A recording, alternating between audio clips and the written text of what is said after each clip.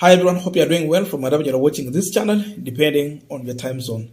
Now, when Raila Amolo Odinga called for the mass action in this country for the first day on Monday 20th, William Ruto and his government referred to that mass action as illegal. The police officers even went further to issue statements. But still Raila Odinga went further and he managed to lead the mass action in this country. Now Raila again called for another one. It came on Monday. Then the IG of police, Japhet Koome, came out and he insisted that the mass action was illegal. I don't know who gave him those powers to say that the demonstration in this country is illegal. They went to an extent of even thinking on how they can arrest Raila Amolo Odinga just because of that. And Edwin Sifuna said something here. They want to arrest Raila but don't know who to send. And when you look at that, you'll think of the stories of, rats. They are thinking on how they are going to capture a cat. So the discussion is, who is going to put the rope in the neck of the cat? That is what Kenya Kwanza is doing. They think of arresting Raila Odinga, but the question is, tutatuma nani? And who will give that order? Who will give the order that tunatuma nani? Because they know the repercussion. So that's how far they have been thinking about this issue. So even Raila Odinga presented a notice through Governor Oparanya, the former Kakamega governor. Police rejected as if it was illegal, it was unconstitutional. That is what they wanted to paint here. Then we saw, of course, mass action took place on Monday. After that, we saw the invasion into Raila Odinga company, the invasion into President Uhuru Kenyatta's farm. Then we are talking about mosque, a church which was burned in Kibera, and Kenyans who lost their life in Kisumu. Then other looting that was happening across the country. After that, Raila called for a press conference and he explained himself on that matter. The Azimio position was very clear. They also went further to question the international community, the people they refer to as our friends. He was very clear, and Mother Karua read it, that our friends are silent, and their silence is loud. I shared that video yesterday, that's why I will not replay it again. But if I quote Mother Karua said, our friends are silent while we are facing this kind of situation in this country where government does not want to follow the law. And that silence is loud.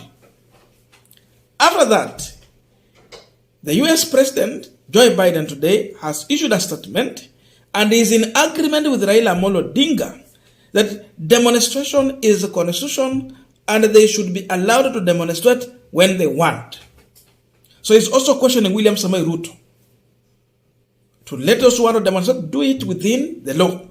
And indeed, Azimio have been doing that demonstration within the law. This is what has been shared by the spokesperson, US. US government says Azimio is within its right to protest, urges President Ruto's government to exercise restraint when dealing with the Azimio protest. We encourage political leaders, protesters, and all parties to refrain from violence and rhetoric that could incite violence. State Department spokesperson Vedan Patel. Now, we call on government security forces to act within restraint while protecting public safety and property.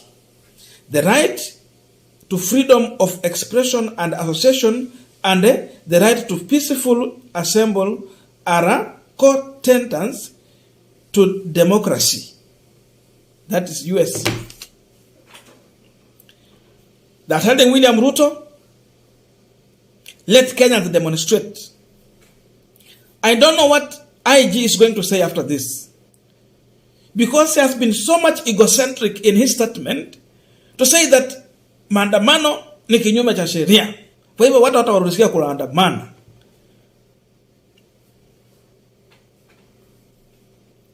So, US is now in agreement with what Azimio is doing.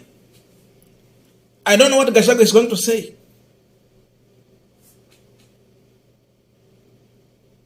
It is within the law. So now, what Raila Odinga was referring to as our friends, and they allowed silence. Finally, they have talked. And of course, they are also inviting William Ruto for a democracy, something like that. There's an event there. The issue to do with the democracy. He will go and attend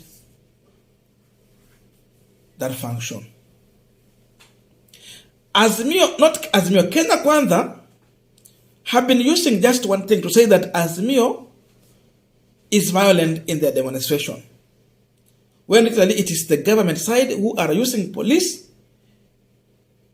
who turn like goons during demonstration on peaceful Kenyans who are demonstrating.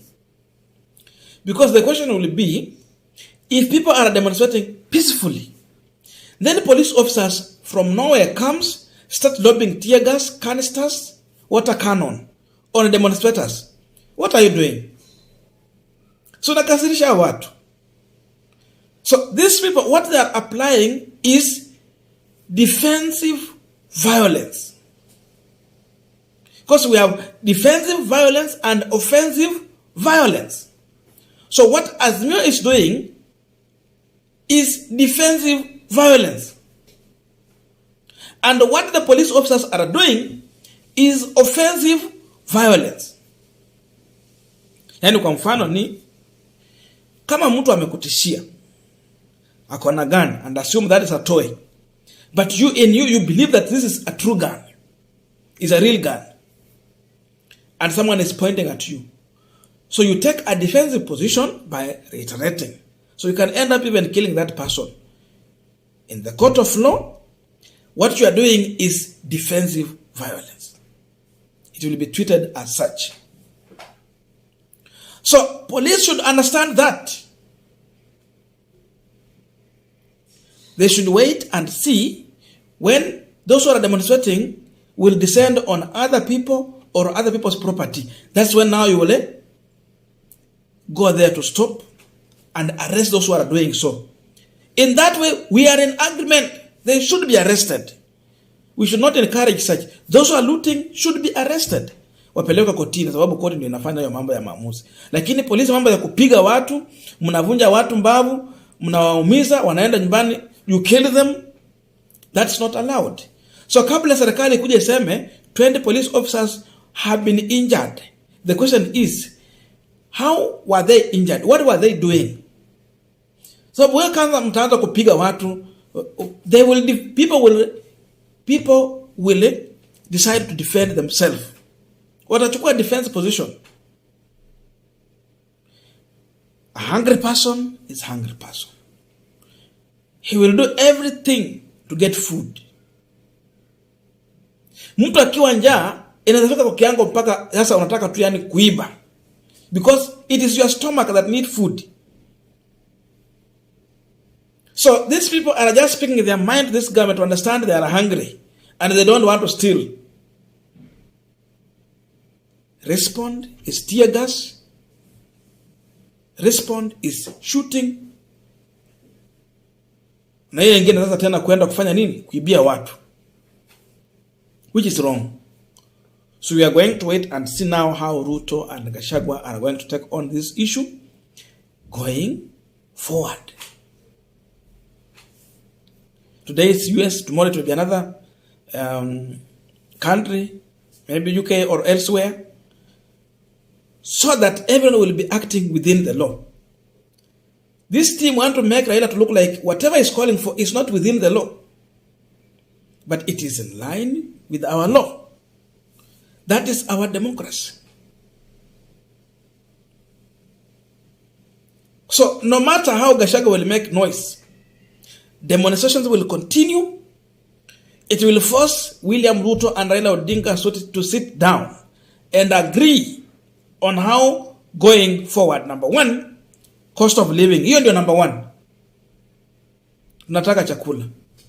Number two, constituting of the new IBC. Lazima waongee and sort out.